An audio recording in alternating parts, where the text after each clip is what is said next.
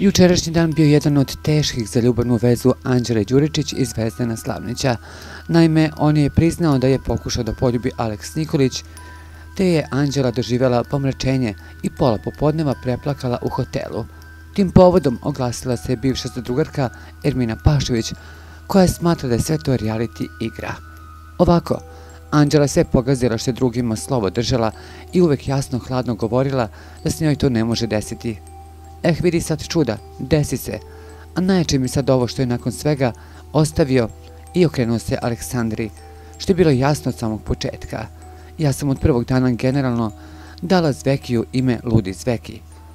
Ludi Zveki produži na sljedeću stanicu, a to jeste željeznička Aleks. I tu će imati prođu, jer je on tip koji odgovara Aleksandri. A onda će uleteti Ana i iskopirati Kiju, u nadi da će pobediti u ovoj zadruzi. A ubeđena sam da je sve ovo dogovor između ludog Zvekija i čaknute Ane, zaključila je Ermina.